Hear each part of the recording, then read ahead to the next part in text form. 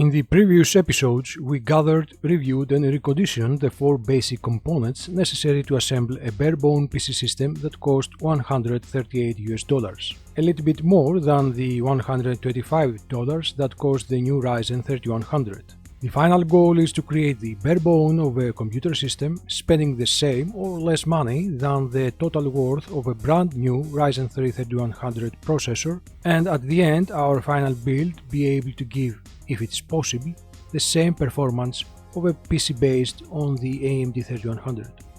In this episode we are going to complete the gathering of our PC parts, having as a final goal a gaming rig being able to achieve as much as possible the same performance of a gaming PC based on the AMD 3100. To create a gaming rig we definitely need a graphics card, the most important component when it comes to PC gaming. The mission to find in the Swedish used market a low-budget GPU that will be able to pull off high frames per second at 1080p, medium-high settings even on modern AAA titles, it was always a challenging task.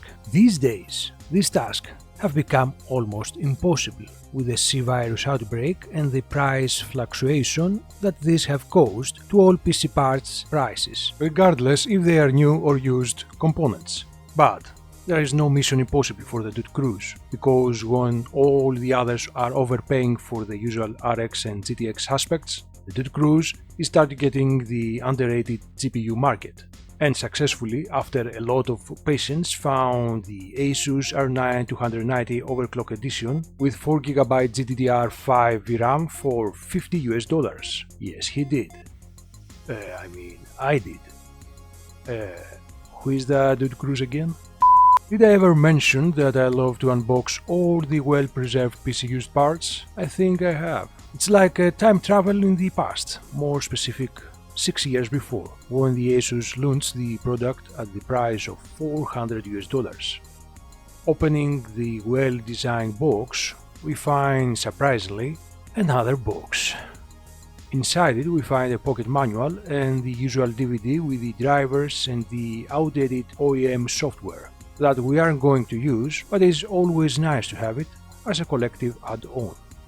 At the bottom of the box lies protected the R9 290 Overclocked Edition that supports the PCI Express Gen 3.0 and of course all the new generation graphics and compute API like DirectX 12 and Vulkan. The GCN, or AMD's words for the card's chipset, can boost at 1000 MHz, and the 512-bit bus architecture GDDR5 memory is clocked at 1260 MHz. The card contains also an audio processor for the True Audio DPS technology, capable to process all the sounds while gaming, capable to unburden the CPU up to 14% processing power. The structure of the card consists mainly from the PCB that brings all the chipsets and electronic components, the 2 cooling fans, the 4 nickel-plated heat pipes, and a PCB strengthening bracket that functions as well as a backplate. The card has 4 outputs, 2 DVI, 1 HDMI, and 1 DisplayPort.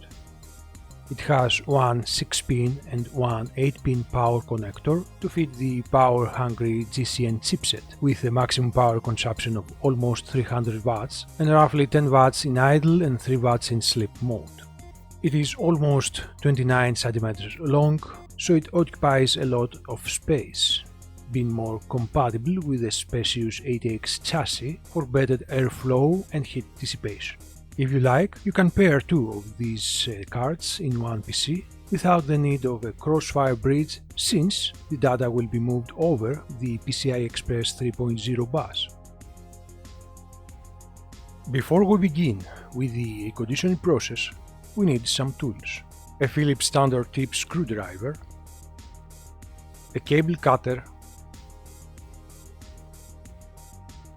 a zip tie, thermal pad replacements,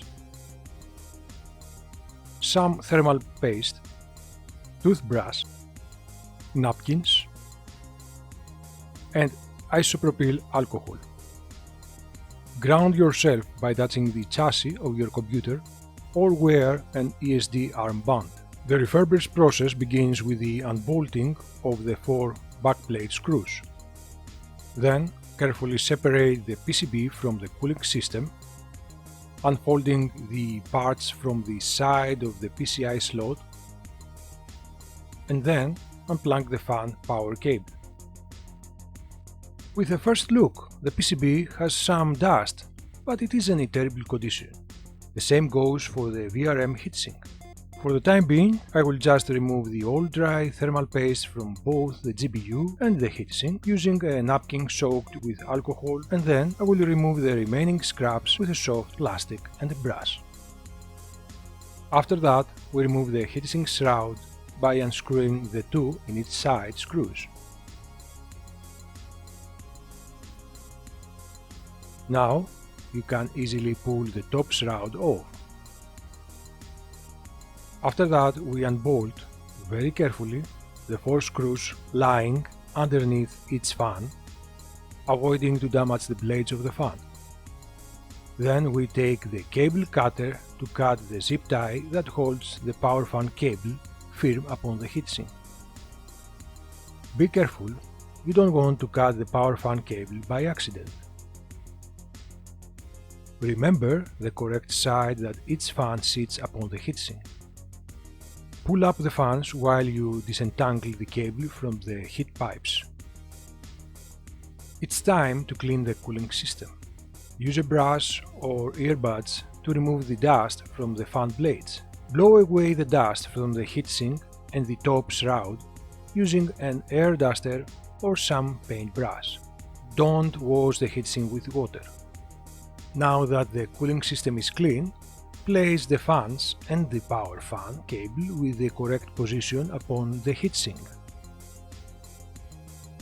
Fasten the fans using the 8 fan screws.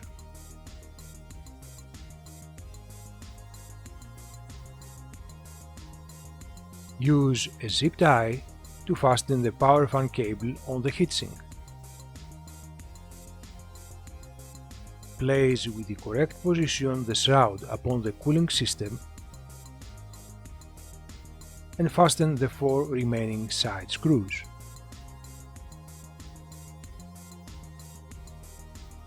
Done with that, we focus on the PCB. We remove the VRM heatsink, unscrewing the 2 screws on each side of it.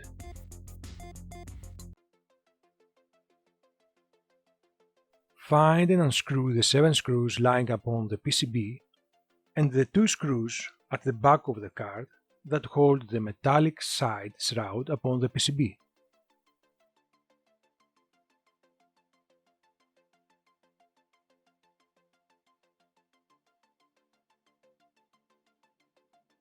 Separate the bracket from the PCB.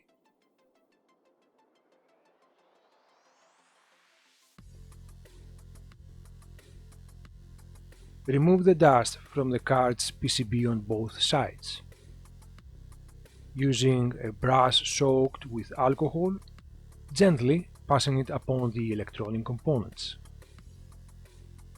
After you remove the 6 years old dust from the main PCB, brush the 4 signal outputs of the card and clean also the heatsink. Don't forget to dedust the backplate bracket. Now it's the perfect moment to check the card for weird discolorations or bent PCB. It's an opportunity also to take a look on the card's electronical design with the 6+2 phase VRM power delivery, the dual BIOS, the quiet and Uber mode fan switch. This we leave it as it is at the default position, meaning at the Uber mode. All seems well, so we move on to replace the VRM heatsink thermal pad.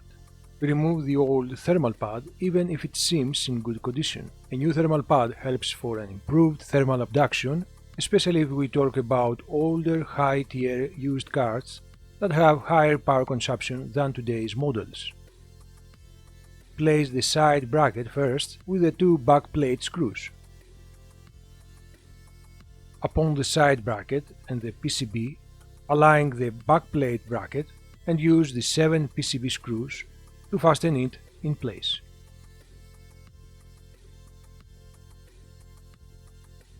Fasten the heatsink with the 2 screws on each side.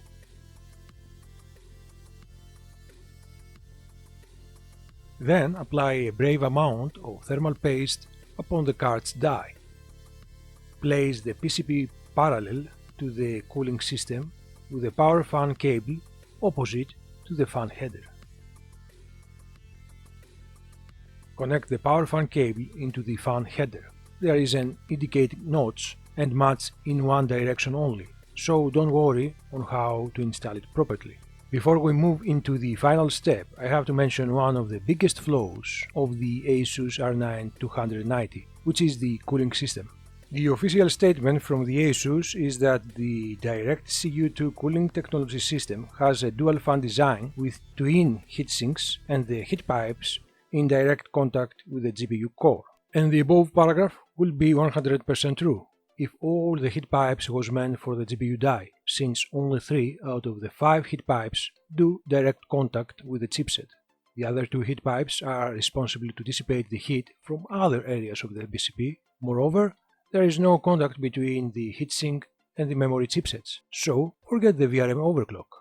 The final nail in the coffin is the brownish, very low quality thermal paste applied upon the die. All the above led people to complain for overheating and high temperatures under medium and heavy workloads. Some owners of the Asus R9 290 found 2 very efficient ways to counter the problem. The first is to place a copper shim between the die and the heat pipes, applying liquid metal on both surfaces. The other is to use washers to the 4 backplate screw holes. Since time is the essence for my build, I just chose the third way, which was to place a good amount of high quality thermal paste upon the die, then place the PCB upon the heatsink, align it with the 4 screw holes properly, and fasten the screws on in an X formation. Not the optimal solution, but that will do the job good enough. And with that, we made a 6-year-old card like new, looking good, performing good, and without melting like an ice cream that gets a tan under the sun. The next 3 computer parts are the SSD drive, a USB Wi-Fi adapter, and the chassis. The SSD drive found used on Tradera for about $37.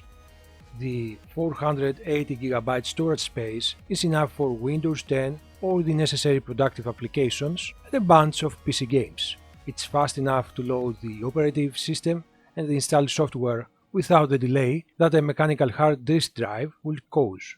Intenso is a known brand, especially in Germany, that produce cheap SSD drives but with decent performance for its cost. Then I found new from eBay for $5 a typical 300 Mbps mini Wi-Fi USB adapter, more than capable for web browsing, emailing and some light online gaming, I guess, if you don't care much about the ping and latency time. Otherwise, it's advisable to use motherboard's fast and reliable Ethernet port. The third of our PC parts is a used black ATX PC case, a cheap Swedish brand called Mission, accompanied with 2 blue LED fans. You can buy it new for $36. I found it used from a local pickup for $11, and I bought new 2 more 12 cm fans and 1 fan splitter. The good news is that the chassis is quite big to fit the overwhelming CPU cooler, provides plenty of space for an outstanding airflow for our overclocking plans. It can take 6 total 12 cm fans, 1 front, 1 back, 2 in the side panel and 2 on the top of the chassis. It has a dozen of expansion slots to house all the type of storage and optical devices. The front panel offers USB 2 and 3 ports, the typical audio ports, plus an SD and microSD card reader. The bad news is this chassis is like a black, bad-looking luggage, but we always can work something to make it less ugly. Finally, taking into account that our gaming rig use some above the average power hungry components, plus that we are going most probably to overclock both CPU and GPU, we need a capable power supply to feed without problem our gaming rig. For this task I found for $38 on the Tradera.se the Corsair TX650W TX650W power supply with 80 plus efficiency, accompanied with 4 screws and a power cable. This 650 watt high performance power supply has dedicated single plus 12 volts rail capable to deliver 80% efficiency ratings across 20%, 50% and 100% load conditions, making the TX650W ideal for the value quality gaming PC. It has a 12 cm temperature control double ball bearing fan that is ultra quiet and provides excellent airflow to cool the internals of PSU. With 99% active power factor correction, high quality Japanese capacitors, overcurrent voltage power protection, undervoltage protection, and short circuit protection. Overall, Corsair TX family guarantees reliable and stable overclocking performance, and its 650 watt are more than enough for our gaming rig. Let's examine the status of the PSU by opening the chassis, but before that, a fair warning. Power supplies carry inside lethal electrical current, even if they are for weeks powered off and detached from the socket wall. If you don't know the basics of electronics, it is better to not attempt the following refurbished guide. We remove the 4 screws lying on the bottom side of the PSU where the fan is. Be careful, do not remove the fan screws, but the ones that hold the chassis box closed. Pull up the bottom part of the chassis carefully, not to pull off the cable that is connected to the PSU's fan. Overall, the internal electronic components look at great condition. No bulge capacitors, burn resistors, weird discoloration on the PCB, rusty connectors and so on. There are some dust, but nothing unusual for a used power supply. The previous owner said it bought it before 5 years and used it on the Intel i7 6700K and GTX 980 Ti system combination. Considering GPU's good condition, I will trust seller's statement. You can clean the dust inside the box and upon the fan with a paintbrush soaked into alcohol or a compressed air duster. After that, place back the bottom part of the PSU, fasten the 4 screws, and with that, this used PSU, it seems capable to provide life into our gaming ring without any problems. But this we are going to find out on the next episode of our video series, where I'm going to build a gaming PC with all the parts I have gathered on an easy, how to do it yourself, step-by-step guide. Until then, my dudes, my dudes, respect yourselves and enjoy your lives, dudeness and computeness. The dude abides.